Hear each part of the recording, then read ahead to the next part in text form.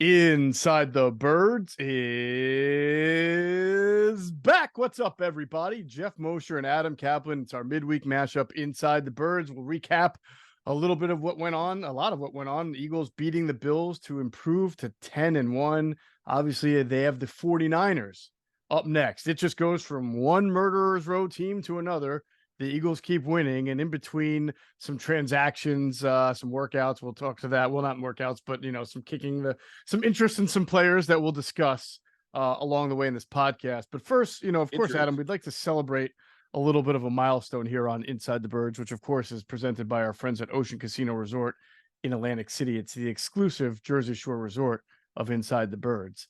We are proud to announce, and we're thankful, really more than anything, to announce that we've hit over 15,000 subscriptions on YouTube, which is a nice little milestone for Inside the Birds. And we wanted to take a second to thank everybody who is a subscriber. And if you haven't yet, please do. It really helps us out. But it took us a while, Adam, if you remember, to get to like the 5,000 mark and then the 10,000 mark. I feel like we went from 10 to 15 pretty fast. So I'm just really appreciative for our fans for that.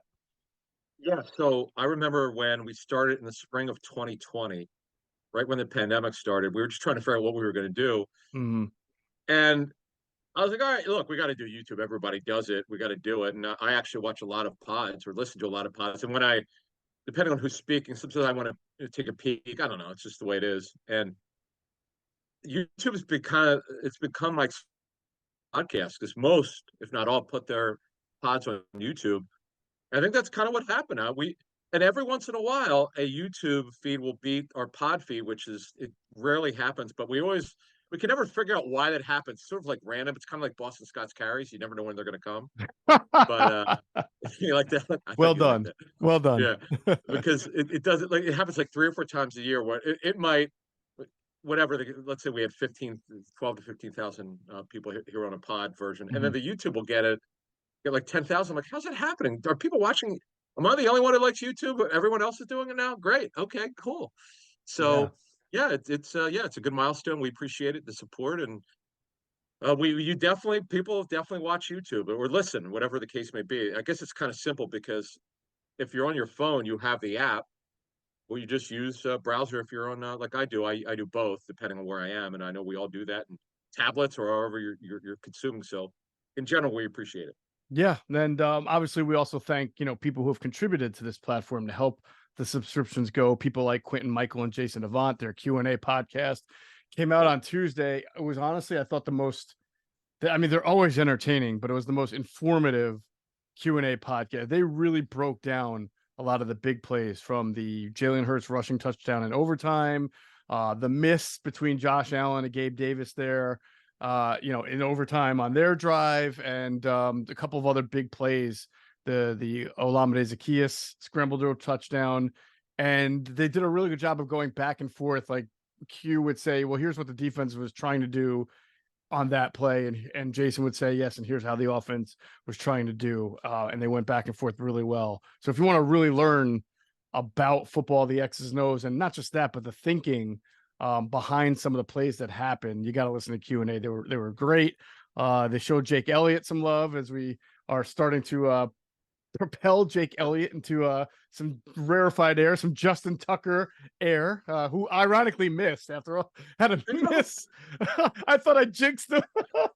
And it wasn't even far. It was crazy because I No. was going against in fantasy, and I just one of those. Well, he automatic kick for Tucker, and he missed it. Yeah. And it just made me think when you mentioned Elliott about when this new staff came in. He just struggled the year before. Peterson's last year in 2020. Mm-hmm. I'm not saying he would have been the Eagles kicker going forward. That was not the issue. The issue was, can they get him back to not only where he was, could they get him better? Yes, yes, and yes. And now he's one of the top kickers in the league, and that's just a great job by the staff. And Tyler Brown is a specialist coach. It's boy, and boy, the special teams. Last year, Michael Clay was under a lot of fire, and some of it was deserved. Mm-hmm. I mean, Britton Covey, we don't talk about him enough. I'm glad that Sirianni was asked about him. I forgot that they cut Covey, right? They cut Twice. Covey twice. Okay, twice. Let's talk about luck. It wasn't claimed. Now he's arguably the best punt returner in football. Kickoffs get rarely returned anyway, so that's not really a big deal. But punts do. You see a lot of punt returns. He's terrific. The kicker, with the punter, by the way, Braden Mann's done a nice job. We don't talk about him much. He got off to a bad start, but he's pretty good, pretty solid. And it's funny because special teams were such a not a disaster, but we're other than Elliott last year, we're not good, and people were on Michael Clay and the coaches. But this year they've been out of problem. They actually have been a strength.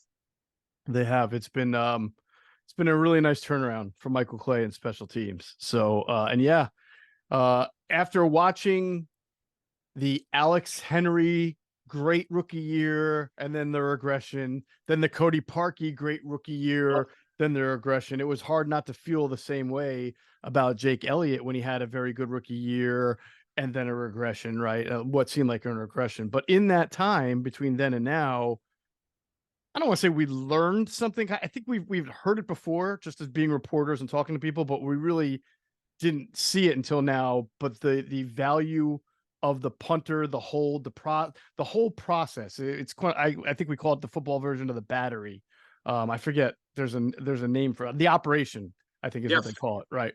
Yes. Yeah. That's really important. And none of us could have spotted that was the meaning us, you and me with our eyes, that was the issue when he wasn't making a couple of kicks a couple of years ago. But through learning the game the way we have, we saw it, and we were really able to understand how important that is. Yeah, we actually pointed it out, if you recall, that spring when the staff came in. The word we had heard was the process and the operation was the number one thing that they fixed and corrected. Mm-hmm. And you saw Elliott was started to take off. He's amazing, and he's this is kind of comical, but it's true. He's the best athlete on the team. Golfer, tennis player, baseball player. I know it's comical, but no, he's an unreal athlete off the field, and it's a great story, man. It's because when you have not so special teams like last year, these could cost you games. Look what happened in the Super Bowl Yeah, with it a did. punter. I mean, it just they tried, it didn't work. Supposed to still not with a team, right? I don't think he is. I thought he was on a practice squad, but then I don't think he Maybe he is was. I don't know. anymore. Okay. Yeah. Okay. Wouldn't it be ironic if the Eagles, won the Super Bowl this year because of a great special teams play? That would be sort of the total come around from last year. It would be. Yeah. Good. No, I was just going to move on and say Sure. that, and by the way, Jason and Quentin addressed that as well. The athleticism you talked about with Jake Elliott, they talked about that because Jay was Jay was an assistant wide receivers coach a couple of years ago with the team. So he was able to share a little bit of what he observed from Jake Elliott just being around the NovaCare complex. Greg Cosell, Clay Harbor, their show coming out Thursday, as always. They're going to break down the tape and then preview this big game against the 49ers. And I'm not going to say I'm pretty sure it's going to happen. We've talked about Derek Gunn and the struggles with his family, his wife coming back from a stroke. And our thoughts are still with Derek and his family. He and I have talked. He is trying to do a gun-on-one this week with Seth Joyner. So all I'm going to say is when you're giving medical attention to someone, things pull you away from from things like this. So I've told Derek Gunn, just so everybody knows, we follow his lead. If he can do it, he can do it great. If not, that's fine. Take care of your family. But he is dedicated to trying to get one out with Seth Joyner and doing it this week. So just stay tuned on our platform. It may not drop on its normal day. It may drop Thursday as opposed to dropping today or Friday. We'll see. But he seems pretty set that he can get it done this week. So we look forward to that return. Awesome. All right. Of course, ITB pregame live. That will be this Sunday as well. 10 a.m. start this week, not 1 o'clock. So 10 a.m. start it'll be me, Adam, Greg, and Jason Avant. And last but not least, we will get a conversation with John DiFilippo for our Patreon members. And I have a lot to throw after watching the tape of the Bills game. I have a lot to throw at John. I got lots of questions, so I'm gonna have to keep it down. I talked to him Tuesday night. I said, John, I need you to do us one favor because it's really bothering me because as of Tuesday night, I had not watched the all 22. I said, pay particular attention in the first half. What happened to their passing game? Where the pass target's not getting open? Was Hurts not seeing them? What was the scheme like? Yeah. And I totally forgot this. He actually interviewed for the quarterback's job of the Niners 2 years ago that went to Brian Greasy. So we're going to talk. We're not only going to break down obviously the Bills' offensive tape, which you were talking about. We're going to break down the Shanahan offense that he knows because he had to prepare for that interview. John told me he had a 2-hour interview. I talked about it on Tuesday. And we're going to break down the wide 9 because John coached against it in practice because Schwartz ran it. And Schwartz's protege, Chris Kusarek, brought that in with the Niners when they hired him. This is going to be phenomenal. I can't wait to talk to John about it later this week. It's going to be a wonderful one. We might have to keep him on for 2 hours. No, I'm just kidding. Actually, he would do it. He would do it too. He would. Loves it. One thing for him, we get the show started. He loves the questions. It makes him think, and he loves it. So, and also welcome our new member Walt, who just signed up recently, and Patreon.com/Inside the Birds if you want to become a member. That's right. Patreon.com/Inside the Birds. All right, we got some discussions that we have transactionally. I want to pause real quick first to hear a word from our friends at Ocean Casino Resort in Atlantic City. Go to get your game on. Go for the beers. Go for the cheers. Go for the hit and the hits. Go for the stakes and the stakes. Go to get your parlay on. Go to get your party on. Go for the scene. Go for the screens. Go for the gallery. Go for the win. Go to Ocean. Visit theoceanac.com to plan your visit. Okay. So here's a little bit of a surprise that, with the Eagles injury situation, obviously we'll talk about Shaq Leonard and the courtship there, but I would have thought the Eagles would have worked somebody out on Tuesday, which is a big workout day in the NFL, but they did not.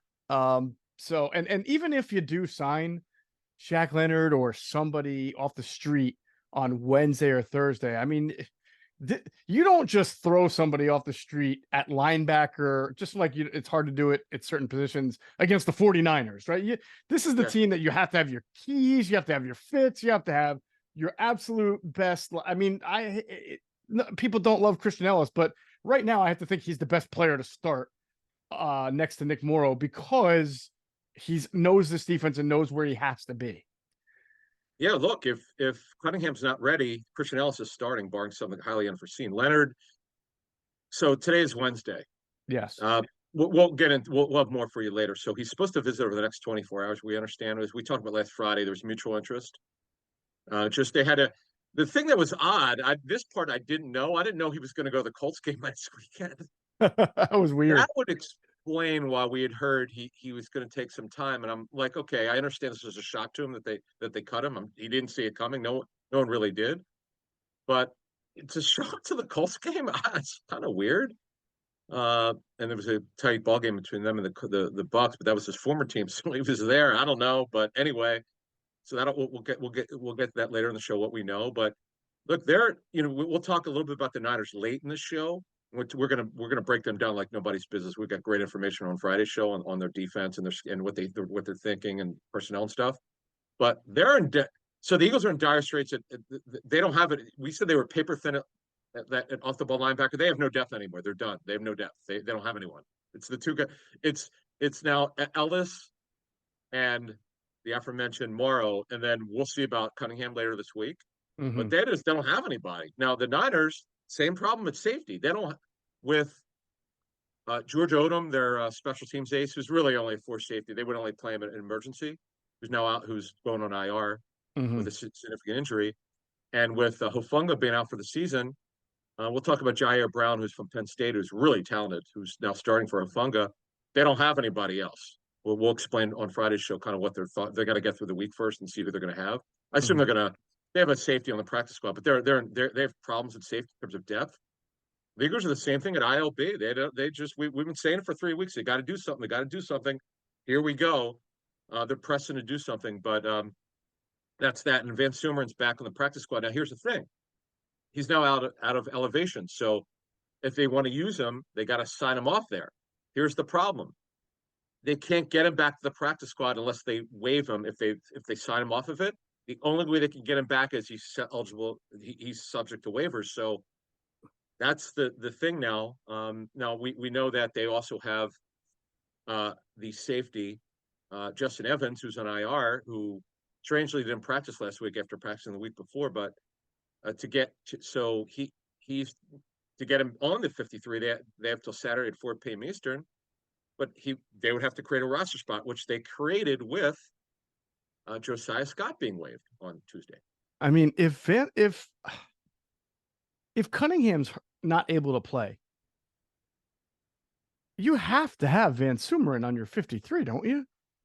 Even if you were to sign Leonard, what are you going to play him 60? Like, what if Ellis or Morrow were to get hurt or need to go to the sideline? Like, and not that I'm saying you want Van Sumeren in, because he's played goose egg snaps of Eagles defense this year, but at least he knows it. He practices it. I mean, you can dummy down what you need to do, because at that point you're going to have to, if you're down to your practice squad linebacker who's never played a snap and is an undrafted rookie. But my point is, you can't not have that insurance. You need that. I hear you. I know. This is I'm pretty certain of this. They have not worked an inside linebacker out in at least the last 2 weeks. And I understand that it's not a very good list, but on your point, they need warm bodies. They just can't. We've been warning people about this for 3 weeks. Actually, not 3 weeks. They better do something. As complimentary as we've been, this has been a mistake. Yeah. By not signing, and just to wash up veterans, sign anybody. So the guys on the last list, they need anybody. Who the guy that where's Ernie Sims? Or no, he's coaching. Actually. I know. Ernie Sims is coaching. I know. Where's Akeem Jordan? Where's Moses Foku? Moses was decent. Was he a 7th rounder? Where's I could go on. Where's Omar Gaither? We see him at Omar Radio Gaither, right. Who's the other guy? I can't think of the show. Where's Jamar Cheney? Jamar Cheney, right? Matt McCoy, anybody. Where's Duke Riley? Is he still in the league? Duke Riley. I don't. You know what? Wait, Duke Riley was last year. That's a great point. I don't know. He's still in the league. He's with somebody right now. I just don't remember who. Yeah, Atlanta. Okay. I think Atlanta. I can't remember, but the bottom line is that now you had this nugget in OTAs. They could use Nolan Smith as an off the ball linebacker, which quite frankly, Greg Cosell thought he could, right? Yeah, but not against the 49ers, not on Sunday, no. First of all, as we'll get into in this podcast. All right. Like he got blocked by Gabe Davis on a run, a wide receiver. Like he's got to get bigger. He's got to get physically strong. You got to work on his technique. And now is not this is not the team, the 49ers, that you say, hey, why don't I put my edge defender at off-ball linebacker and see if that works out? Because they will isolate him with tight ends, with slot receivers. They'll go empty and force him to have to, and that will not be pretty. So that's not me disrespect. I would say that about any edge defender who's not naturally an on-ball, off-the-ball linebacker. This is not the team to do that against. I got you. So yeah, we'll see what they do. And again, hey, maybe Zach Cunningham can play, and this is not. Although I still think even if he can play, if it's your hammy, you can re-aggravate that pretty easily. So we'll have to see. We're too early right now. You got to understand, he's had a significant injury history. It's one of the reasons why Tennessee cut him. Yeah. And let's not forget. So, and I know he's been a great story of reviving his career here. Really has been a big surprise. But you just mentioned he's got a hamstring injury. Once he left, he couldn't come back. He just couldn't play. So they've got an issue there. And here's your point. We'll bring this further as we get through the injury updates. Because of all the pre-snap motion, they're amongst the leaders, if not the leaders of pre-snap, and what they do with formation variation. And they do some unorthodox stuff. And this is an old school West Coast offense. They a lot of play action. You talk about their keys. You can't be putting out Van Sumer in this game. So I don't care if Cunningham can play or not. You got to sign Shaq Leonard. Don't let him leave the building. He's visiting, barring something and change in schedule. Yeah. Or weather or something. So he's visiting. You got to sign this guy. And the key to the thing, one thing I do want to mention, I always laugh at these reports, and I've been guilty of it over the years, reporting that a guy left the building without a contract. That doesn't mean he can't sign with the team within an hour. Yeah. Just they didn't. Plus, he had they scheduled a visit to the Eagles, but it doesn't mean. The worst is, though, and I feel so bad for the club. I've seen players like, okay, the guy visits and he agrees to a deal with another team at lunch when he's in his car. His agent calls him to leave the building, go to your car, go step outside. I got to tell you that the team met our offer, whatever, our demand, whatever. But here, the Colts owe him $6 million. It's not about money. It's like, okay, the Cowboys and the Eagles are the teams that are the most interested. You said this in our live stream, which was great. We had a great live stream, by the way, with our Patreon people. Tuesday night was awesome. It was kind of like we were at a bar just having conversations. And you'd mentioned, really, it's Super Bowl chance, Dallas versus Philly. But the other thing is, he knows Sirianni, he knows Patullo, and a couple other Marcus Brady. They all know him. Yeah. So it's like, what? Don't let this.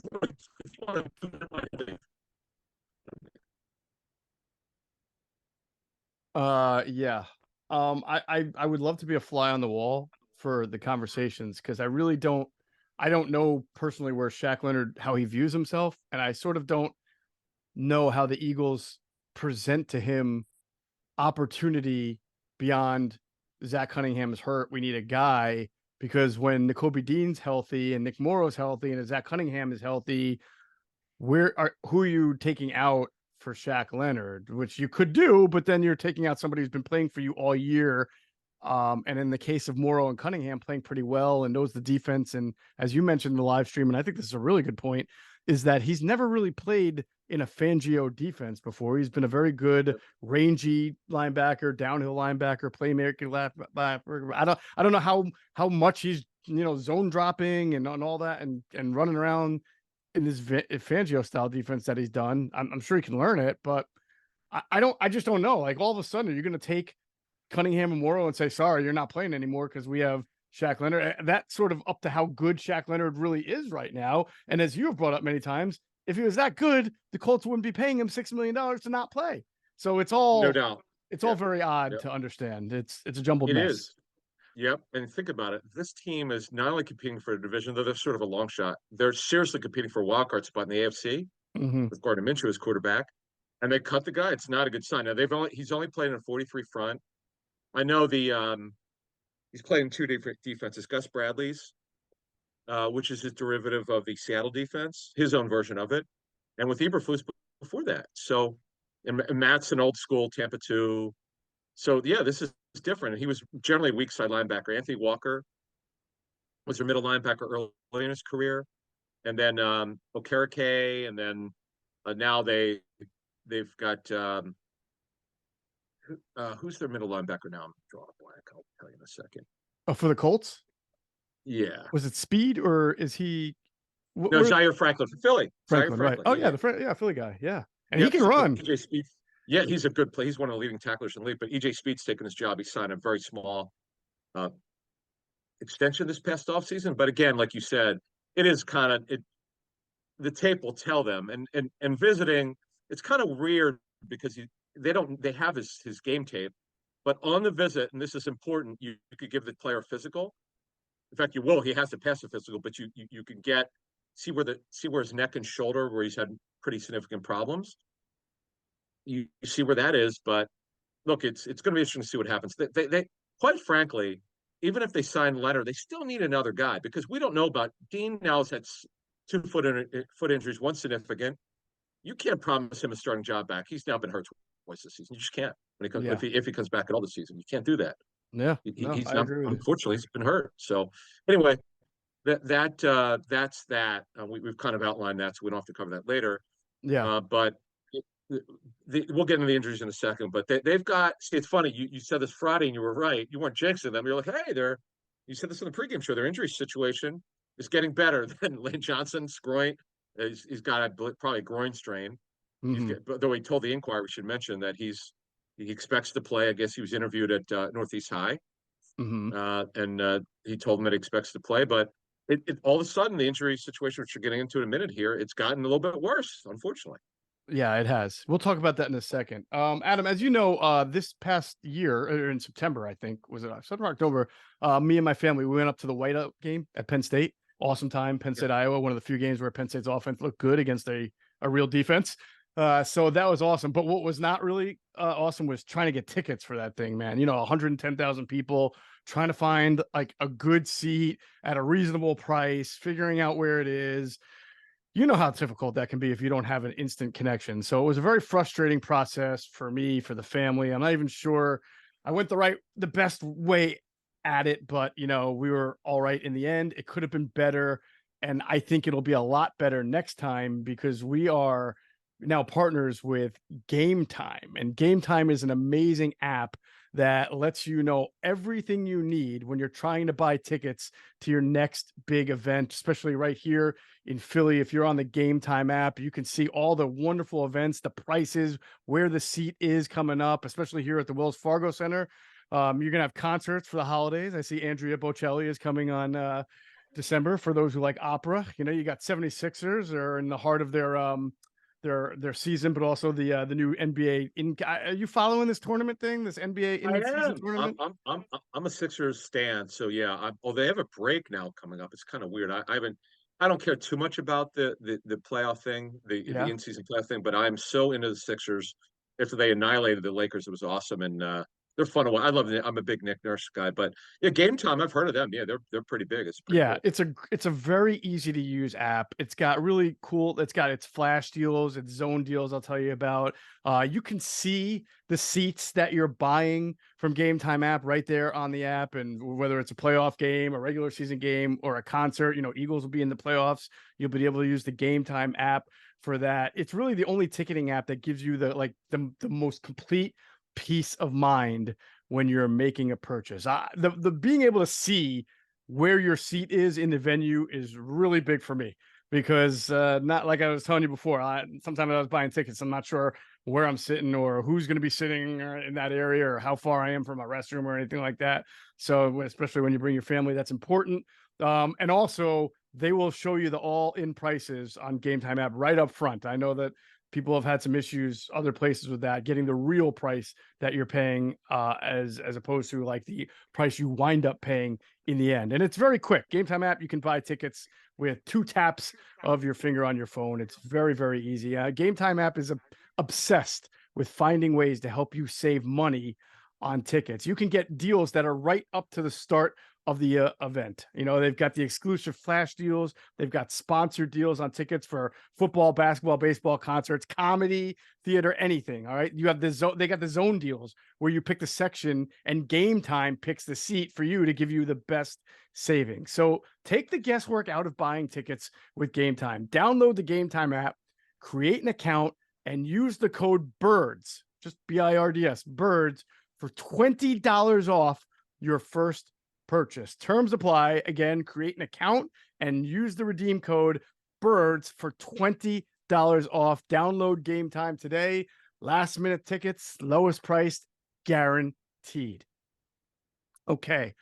Some of the injuries we were getting into here. Offense. Now, you have an interesting note, I guess, here, a nugget on Dallas Goedert, who never, as we mentioned, never went on IR. So it signaled at that point that the Eagles could possibly get him back before in that 4-week span that normally IR is. So what do you think Sunday? Well, here's the way I see it. If today is Wednesday, if he's out there practicing, I can't imagine he won't be cleared. Here's why. It's a left forearm fracture. It's his lead arm to protect, you know, if it's coming this way. Though he could wear a red jersey at practice, which is non-contact, he has to be able to block. So like if you're a defender, you have to be able to grab the guy's arm. I just can't imagine if he's out there that he's not going to play. And obviously if he's out there even limited, I'm talking about even limited, which is not his full practice reps. So we'll learn more this week, and we'll talk obviously more about this on Friday. But that, as we've talked about over years on the show since 2018, they weren't always great at these gambles about not putting a guy in IR. I know they have the right injury information, but sometimes it takes a little bit longer. But we were told 4 to 6 weeks, and it's now 4 weeks, and here we are. So okay, we'll see. Didn't say he's going to play this week, and not only we'll have to see if he could practice. But I think they got this one right. We'll see for sure. There were a couple, if you remember remember we had this note. It was so bad. Darren Sproles, it took him forever to come back from a grade 2 hamstring strain. Oh my God. It took him we were the told longest hamstring injury ever. Right. It took him like 8 weeks or so. Maybe he had a setback. I don't remember. But anyway, to move forward here, I'm feeling pretty good about this. I'm feeling pretty good about him either this week or next week. Right. We'll learn more. Boy, they need him back. He's such a difference maker.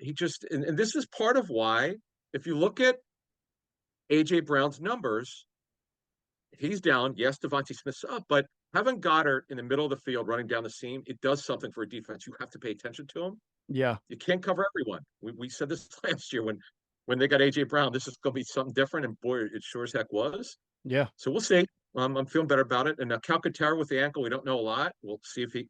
Boy, did they play a lot of 10 personnel? And I know they did. 2 weeks ago was the first week they started doing against Kansas City. And I think, in fact, I know they played more this week, and someone for another team pointed it out and asked me what the thought process was. I'm like, I'm sure it's because of Goddard. And he goes, yeah, I agree with you. Mm-hmm. So we'll see what happens. And Lane Johnson, as we mentioned earlier, told the Inquirer that he expects to play. That's big because Nick Bosa lines up primarily on his side, but he'll flop him, they'll flip flop him, and he'll play inside. I wouldn't want Jack Driscoll lining up against Nick Bosa. No, that would not be a very favorable matchup, as we say in the business. That would not be a good matchup. His nickname is Bear for a reason. He's unbelievable. He's better than his brother. He's one of the top 2 ends in the league. I know he got off to a slow start because he had the contract holdout and then got his extension done. But this is an interesting situation with Lane. I hope he could last. I hope he can get through the game. I'll trust what he told the Inquirer. I hope he knows his body. I hope he can get through the whole game. Yeah, that would be ideal. And obviously if you can get both tight ends back, that would be great. The Eagles, they obviously won the game against the Bills. They didn't get a ton of production from their tight end. They did use Jack Stoll to help out Jack Driscoll to chip. They used Albert O probably more than people realize. He just didn't see the ball come his way. So, but he was out there. Yeah, but they did everything we kind of said that they would do. It wasn't going to be a one replacement. It was going to be a sort of a piecemeal of formations and personnel groupings, which it was. So we'll see. Yeah, no, encouraging on Lane Johnson. On defense, we'll have to see on Fletcher Cox and Milton Williams. I think for Milton Williams, we'll get a pretty good indication later today. If he's out there on the practice field, and that would be a stick. Because remember, that's part of the concussion protocol anyway. You got to make it through like a limited practice there and not have any side effects. So what we'll really do is we'll have a decent indication later today, but even a better one Thursday. If he practices full Thursday, then it's really obviously he'll play on Sunday. But you got to see how he responds first. Yes, well, we'll see. We don't know if he's going to be out there today, but correct. The way it works is once you have a full practice, the next step is independent neurologist to get cleared. That's it. Right. So and it's called return to play, right? Right. There's 6 steps to it. I don't have it in front of me, but I had to write about it 2 or 3 years ago, whoever I was working for. So it's a lot harder to get through it within 6 days. And obviously he didn't even practice last week, but he's so good, Milton Williams. I was laughing about this in our live stream on a Tuesday night, because remember the argument or the stain that Tom Donahoe, the former Eagles consultant or whatever his term was, whatever his senior personnel executive, yes, his disdain for the decision to draft him over Lee McNeil. And I get that. You should stick by your board, but as it's turned out, both teams are pretty happy with both those players. And Milton Williams is more than a Lee McNeil. No offense to Lee McNeil, he's a very good nose, but this kid is so good. He is a stud. He really is. He's good. Aleem is a starter, and they're just such different players. Like I almost. Just because Lee McNeil doesn't get 6.5 sacks because he's not asked to. He's asked to be a run stuff. You know what I'm saying? He's really good. He's a really good player. It's hard to compare them, but I think they're both. I think you put it best when you said, for what their teams asked them to do, they're both very happy and they're really good. Mm-hmm. Yeah. So that's we'll see with him with the concussion. Zach Cunningham we talked about. Now the real interesting one is Justin Evans, who is like the most mind-boggling activation into the 21-day practice window, only to not be able to practice in your second week. So I think this will be a pretty telltale week. I know some people think that the Eagles released Josiah Scott to open up the spot for Justin Evans, and maybe I have a hard time thinking they did that without at least seeing Evans get on the dang field in practice. I think they just know that they're going to need a spot because of either Cunningham's injury or Evans's injury. They're going to have somebody on the 53, and Ben Van Sumeren, as we mentioned, is out of elevation. So I don't necessarily correlate Josiah Scott released for Justin Evans. I think he's an option to take that 53 if he can practice. Yeah, and by the way, if Josiah Scott is not claimed off waivers later today, he could just sign back to the practice squad. I'd be surprised if they didn't, because they need anyone could play the slot to me, and I understand he's not ideal to go out there to get snaps all the time, but the bottom line is they need when you're trying to make a Super Bowl run, you need everybody. You need Yeah. anyone who's done it before. You just need depth. So Evans, we'll see, and he could play multiple roles for them. Zach Cunningham, he's another one. We got to see if he could practice this week. Fletcher Cox did not. Well, yeah, he hurt his groin, came back, and that was it. And then he was watching on the sideline. So we'll see. And look, this crushes their. We made fun of their depth. Like, who keeps? Did they keep 70 tackles or 6? 7. 7. Yeah. Unbelievable. But hey, it's coming in handy because man, they've been hit here. We mentioned Goddard, Lane Johnson, Galcaterra, defensively Cox, Williams, Cunningham, Evans. Oh boy, they've got a lot to get through, and we don't know later today. The dreaded midweek pop up. Hopefully, there are no other injuries we don't know about here. We'll see. Oh my gosh, I forgot. You know what? I completely forgot about there's been midweek pop-ups every week for the last four or five, so that would not be great if there was a midweek pop-up. But that is the injury situation facing the Eagles at the moment. We'll have obviously a lot more on the Friday podcast when we start to see who practices and who doesn't over the week. Let's talk a little bit about playoff scenarios, which we're going to do for the first time this year, because I love it when we get to that time of the year where we start talking about, well, if this team wins and that team ties and this team doesn't show up for the game, they lose points in the standings, and then the tiebreaker between the conference division record and who has the prettiest mother is the winner, and that's how you get into the playoffs. I mean, like it gets like really ridiculous. Going back to 2008, right, and all the crazy things that had to happen for the Eagles to get in by beating Dallas 44-6. So I enjoy this time of the year for that. It's also winter, Adam, but it's not winter yet, but it's getting very close to winter. It's getting dark a lot. Everyone's got to get holiday shopping done. No one's got time to plan and make meals. We've been saying this. That's why we love HelloFresh. They deliver farm fresh food with pre-proportioned ingredients and seasonal recipes right to our doorstep. No wasting time at the grocery store, because America's #1 meal kit helps make home cooking easy, efficient, and affordable. We don't waste time researching recipes, and we don't have to plan out meals. With HelloFresh, the shopping's already done. The perfect amount of ingredients arrive with step-by-step recipe cards. It doesn't get more efficient than that.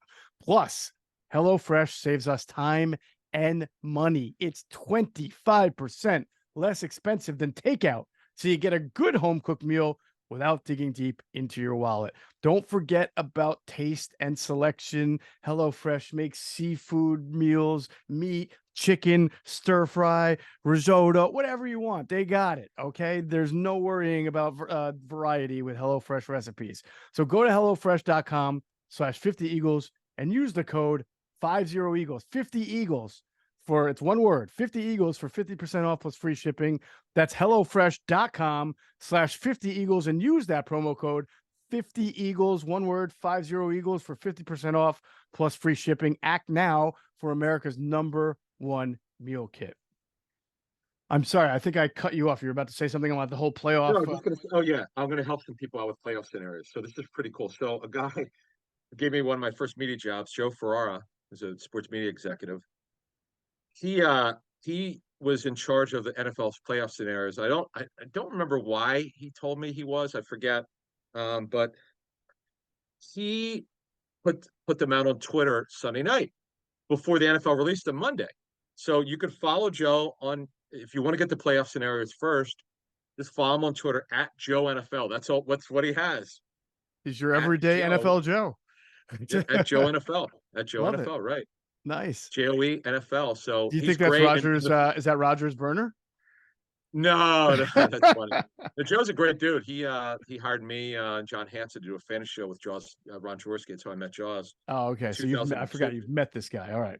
Yeah, Joe's great. Yeah, he gave me my first job, so he's a good dude. Then he moved to Comcast Sportsnet in DC. But anyway, so he put the Eagles playoffs. He just happened to tag me on it, and so basically, the Eagles. All you need to know. This is the most simplest one. It's if the Eagles win, the Rams lose, they're in. I know it doesn't matter much now because we know they're going to the playoffs, but there are no divisional scenarios yet. There are no, get the first round bye. That's coming in some obviously over the next 3 or 4 weeks. But Eagles win and the Rams lose.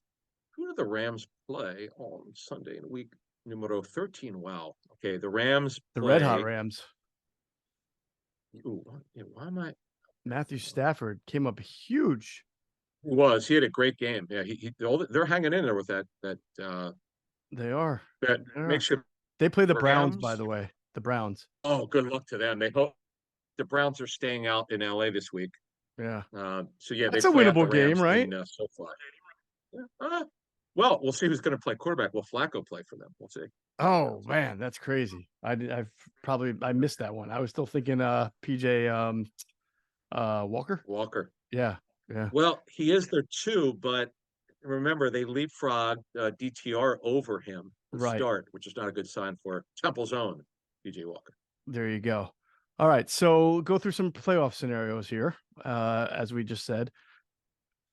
So can the Eagles? The Eagles can what? Clinch a playoff berth then if the Rams lose? Oh, that's it. Right. Okay, that's all. Just a playoff. There's nothing else. The only thing they can do is the simplest one. Okay, this will take 30 seconds. Yeah, Eagles win, Rams lose, they're in. Okay. Eagles win, Lions lose, Packers lose, they're in. I'm not going to do the tie scenarios. Who cares? But it's Eagles win, Rams lose, Eagles win, Lions lose, Packers lose, they're in. And look, this is to do this in week 13. It is pretty remarkable how good this football team is. It's just they find ways to win. Yep. When you can't think it. Hurts is so clutch. What he did in the second half after a tough first half, so mentally tough. So is his coaching staff with all the injuries. And as you were talking about in the live stream, I guess you noticed on the coaching tape, they're doing so much with the secondary and coverages to shake things up. Mm-hmm. I guess you have to. You can't be static. And they're finding ways to win, but this challenge will be massive against the Niners on Sunday. It will be, no doubt. All right, let's wrap things up here on the Eagles and Bills. We'll talk about the offense and defense, things that we noticed, things that we got from personnel sources and things like that. Let's talk about the Eagles offense. I sort of bristle at the notion, I'm being very ticky-tack here, about the slow start thing, because they had a really nice drive on their second possession and scored a touchdown on it, right? So it's not like they went bone dry for 15, 20 minutes before they did anything. They did have a really nice, how long was that? That was a 10 play, 66-yard drive. Really nice run, right, by Kenny Gainwell down to the one, of course, tush push. But their next three drives, the interception, 2 punts, then a fumble. So I look at that as more people want to call it play calling, Brian John. No, you on 2 of your 4 drives, you turn the ball over. That's they tried to work an RPO, to DeAndre, like a little swing pass. Rousseau is tall. I think Rousseau is the guy who tipped it, and it's an interception. All right, that kind of crap is going to happen sometimes. I mean, should Jalen have sidearmed it? Probably, but tipped ball, and then of course the fumble. That's just. I don't understand how that, that was, is that the second week in a row where the fumble happened because like guys ran into each other? Like it looked like he was trying to hand the ball off as 5 Bills were about to sack him. So that made me think there was a blown assignment there or something. All right, a couple things here. Hurts had the interception. I think it was against Dallas where it was like this one. The defender came at him and he just should have sidearmed it. He just threw it right at the guy. Right. Now we had the Flip John outline this play, the one where Hurts ran in, AJ Brown ran into Hurts on the on the motion. I forget what John said, but he explained how it should have been done. It was an execution error. Mm-hmm. But they got to clean this stuff up. Like the second, it was atrocious. Their passing game was atrocious. But then the urgency and the rain. Kevin, who's watching, who's a Patreon member. Kevin was at the game. I guess the rain was just ridiculously bad, even worse than in Kansas City. So I give them credit for somehow being able to pass to the second half when they had to. Great job by on the AJ Brown touchdown, on the Smith touchdown. Good job by Hurts to get himself together. The offensive line hung in there. But this is a tougher matchup. You can't have the sloppiness. You got to get yourselves together here. And the Niners are going to come in here fired up. They're still pissed off. They talk a lot of junk. They felt they got shorthanded by Purdy's injury last year after 6 plays, and they're going to come in here. They're healthy, man. Other than at safety where they have no depth, they're super healthy. And we'll talk more about this on Friday. This schedule quirk where like 4 straight opponents got all this rest and the Eagles didn't. That should not happen. I'm sure the Eagles have complained to the league about it. Why do I say that? Because they have access to this, and this should never happen. No Yeah. team should get the opponent should not get this kind of advantage. Like this should have as great of a job as they do, and Howard Katz and his group do a phenomenal job of scheduling. This should not have happened. But next time we talk to Joe Banner, Joe and I were corresponding through text. We're going to ask him about this. Remember when the Eagles? Joe tells a great story. When they played on a Sunday, then they had to travel. Vince Young was the starting quarterback. Oh my against God, I Seattle. remember they had to go like And Seattle and Joe then Joe somewhere else did West tell Coast. Yeah. me, yeah, and he did say the NFL office heard about this, and it never is going to happen again. Right. How could you have a team play on a Sunday then have to travel on a Thursday to Seattle? Come on. Yeah, What is that was brutal. That was crazy. Yeah. So wait a minute. Is this game here against San Francisco? This is the 4th one in a row where the opponent has short rest? I mean, I the don't have it in opponent front of has me, but longer rest? yeah, I don't know. I think it's 4 games. Okay. Now the Chiefs and Eagles had their same bye. They Right. came off their bye at the same time, but bottom line is that should not happen. I understand it's done by computer, and they have so many requests by clubs, but this is just it doesn't do with requests. This should not happen. You can So here's understand the 2 weeks. Yeah. Yeah. Here's the thing though. After San Francisco, they played Dallas, and Dallas plays this Thursday night, right? So they're going to be playing yet again against a team that has more Yep. rest than them, Yep. even after this 49ers That's my game. So, point. This should not, yeah, not that's crazy. a couple people asked us to talk about it. You're right. We'll look more into it.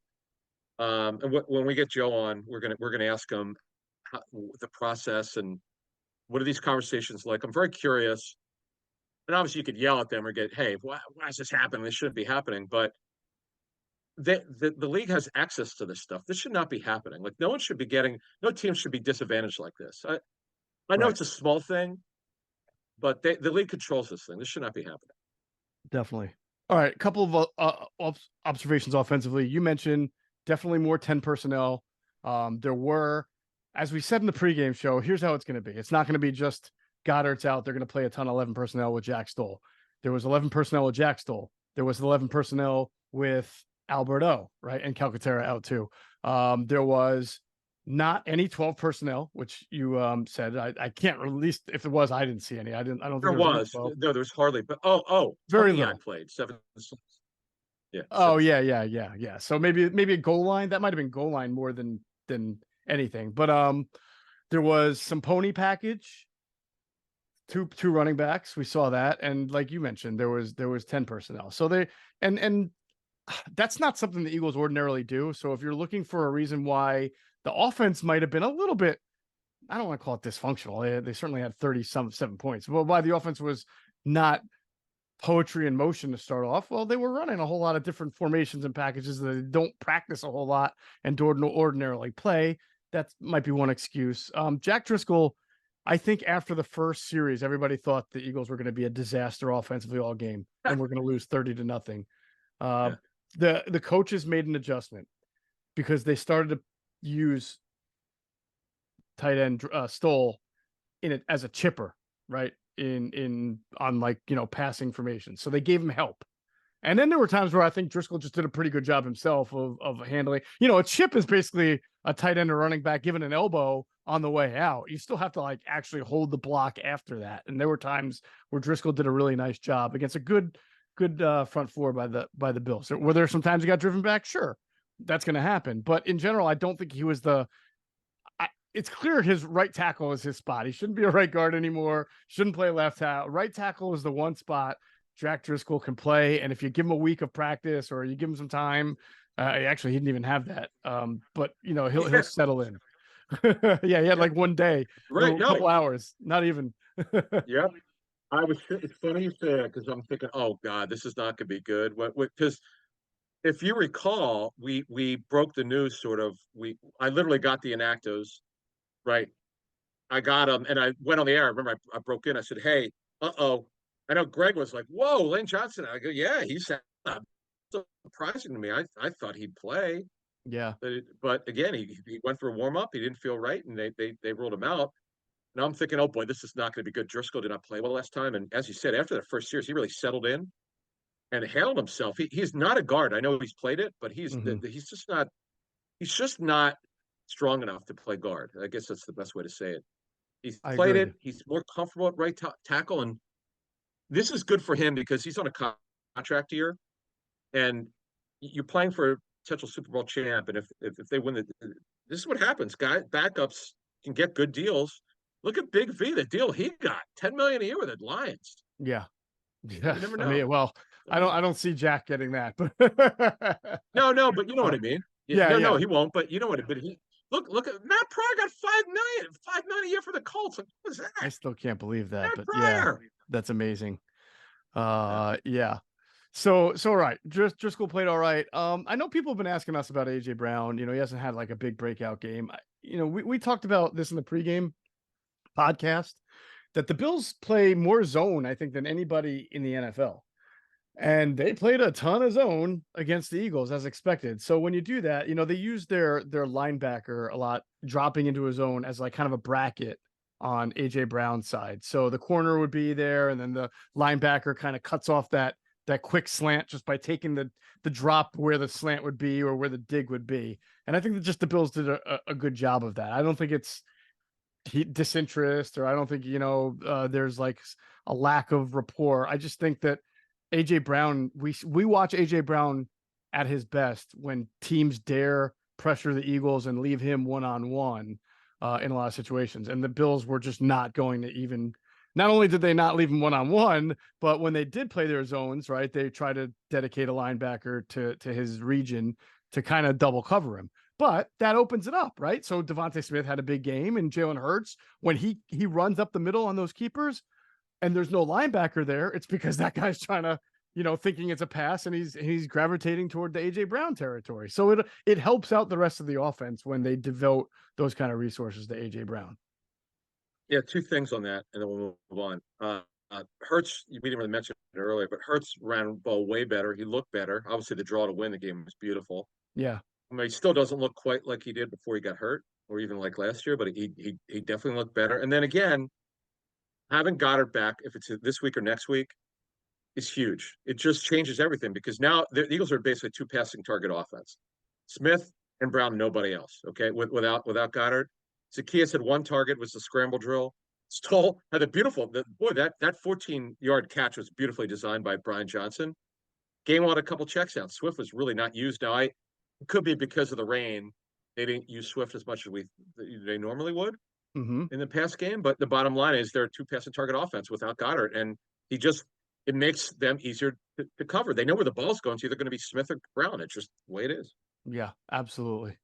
There were some this offensive line, Adam, had a tough Bills front. We sort of argued it out on the pregame. Like, is this a good Bills pass rush? Because they're second in the NFL in sacks, but it's not like they've got any, Von Miller doesn't even play that much. It's not like they've got a Myles Garrett type player. I think collectively they brought it to the Eagles offensive line. And there were times where Jalen Hurts had to like get out of Dodge. There were also some times where I thought he got out of Dodge when it wasn't that bad. Mailata had some good reps and some not so great reps in pass pro. There was one play I joked about this and we'll move on after this. AJ Brown, we know he's not the best screen blocker in the world, but out of the pony package, the Eagles ran a really cool play where DeAndre Swift was in motion across scrimmage to take the linebackers with him, and the pitch went left to Boston Scott, and AJ Brown did such a nice job sealing off the corner, and the play was designed to have Mailata also kick out to the left and take out Bernard. Is he a safety or a nickel, like Terrell Bernard, whatever he is? Linebacker, yeah. Linebacker. Okay, linebacker. So either way, he's a much smaller man than Jordan Mailata. And for whatever reason, Jordan Mailata could not block this guy. Jordan Mailata got put on his butt by this guy, and that forced Boston Scott to have to like go wide, and he only got a 4-yard gain out of it. And I'm like, the one time AJ Brown puts a really nice lead block on a guy, and Jordan Mailata can't block a linebacker who's probably like 200 pounds less than him. But that's just the way football is sometimes, and so that's what happened there. But yeah, I'm a little concerned, I'd say, about the offensive line against San Francisco D-line, because this year the offensive line has lesser amazing moments than last year. They're still good. like, again, you can give up 1 sack on 60 snaps and play 59 great snaps, but people remember the sack, right? So I'm not trying to say they're not a good offensive line, but they can at times, as we've said many times this year, they can be handled a little bit. So I'd be a little concerned about what the 49ers might be able to do. Their front, chasing both the Armstead, Hargrave, Randy Gregory is a nickel pass rusher. Javon Kinlaw's long. This is arguably the best front they faced, or they're going to face. Yes, they faced them last year, but now you add Moses. This is a very unique challenge for them. It's very likely to me Super Bowl NFC Championship preview, and here we go. We'll see what happens, but they have to play a little bit. They have to play better offensively. They have to get off to not only a better start. It's just through the half really is what it is. Yep. And then defensively, and this is because the offense struggled in the first half. When's the last time they got ball control by more than 10 minutes? This was 14 minutes, just about 14 minutes over the course of the game. The defense, 95 plays. I mean, Blankenship. Yeah, it's ridiculous amount of snaps. They can't do that. I know. I have a thought on that. Let me get to that thought in a second. Ahead. First, I want to tell everybody to make sure they check out our friends at phlsportsnation.com, enhancing the fans' experience with their coverage of all Philadelphia sports teams for the fan, by the fan. That is their motto. So check them out at phlsportsnation.com and on Twitter at phlsportsnation. Let's also pause to hear a word from our great friends at Sky Motor Cars. Sky Motor Cars in Westchester is a different sort of dealership. All it takes is one look at their Highline pre-owned vehicles that people all over the country want and need. Owner Brett Schulter, make sure you don't spend a dime of your money before you purchase the car. Sky Motor Cars allows you to make all the decisions regarding your next vehicle. At Sky Motor Cars, you never have to spend more than necessary. Visit SkyMotorCars.com today or call 610-918-7225. And if you happen to go into Sky Motor Cars out there in Westchester, PA, make sure you tell them Adam and Geoff sent you. You will get a great deal. So, go ahead. Hey, real quick. Yeah. Real quick. Congratulations to Skylar Shoulder, who is Brett Shoulder's son, who is the owner of Sky Motor Cars. Skylar is going to University of Delaware as a kicker. Yeah, Blue Hen. Nice. Yeah, you did. I just want to jump in there and throw that. No, that's great news. Yeah, it's pretty cool. They just announced it. Yeah, it's pretty cool. Oh, he's a St. Joe's prep guy, like Zacchaeus, Kevin Stefanski, Swifty, and others who went. Marvin Harrison Jr. Yeah, I think he's St. Joe's prep. I'm fairly sure. Yeah, Marvin. Oh, Marvin Harrison Jr. Oh, wow. Yeah. He went Jeremiah Trotter Jr. But anyway, Jeremiah Trot Jr. Wow, who's at Clemson? Is it? Yes. Yeah. Yeah. So anyway, congrats to Skylar. Who's going to. Good for him. That's going to UD. Awesome. Good school. Really good school. And this is for a way other podcast, but the head coach of UD, Cardi, he was a high school. His name is Ryan Cardi. He's a head coach of UD. Yeah. I covered him when he was in high school. I lived in the town in New Jersey where his high school. I lived right next to the high school. I would watch the practice from my window. His dad was the coach of the team. He was the quarterback. And now, all these years later, he's the head coach of University of Delaware. So it's crazy, where our travels take us. Great guy, Ryan Cardi. And good luck to the Blue Hens. All right. So to answer your question, the Eagles played 95 snaps of defense. And after watching it all, I don't think they played bad defensively. I feel like they made Josh Allen work for every pass he had to throw. There were no coverage busts that I can think of that were just like the bunch formations where you should have been there, you guys. No, I think that they just are not a dynamic secondary. I've really spent a lot of time thinking about this, and if you go back to last year, they had so much more athleticism and speed with guys like Kaiser White and Marcus Epps and CJ Gardner-Johnson. Clearly Bradbury, the scheme that Gannon played, which was a lot more zone and a lot more passive zone, was better for Bradbury than the amount of man they're playing now. But I just, Zach Cunningham's nice. Nick Morrow's nice.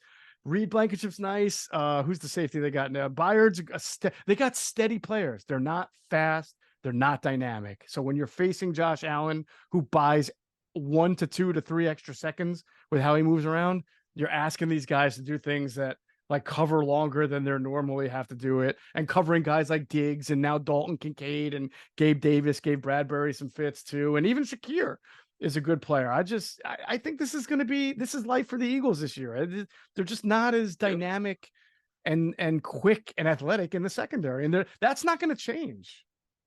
Nothing has surprised me in terms of what you just said. We said it before the season started. They will not be as good. Leave the record aside. The talent level. They're down 7 starters. Got all the coaching changes, but they're so mentally tough. They persevere. Coach has done a really good job. Yep. Everything you said is fair. They've been exposed at certain times, and they're given an incredible amount of production up to opposing offenses. They seem to survive because somebody rescues them. Hurts does. AJ Brown, somebody does. Yep. Drop passes. Okay. James Cook should have caught that pass. He beat 41. Yep. Nick Morrow on that play, but whatever or MVS, sure. But hey, you know what though? Yes, that's all true. But the thing is, the Eagles typically don't beat themselves. They don't drop the passes that are important. They make the play when it counts. I get they're beaten. For 3 quarters, they're giving up a lot of big plays in a lot of these games, but somehow they close when they absolutely have to.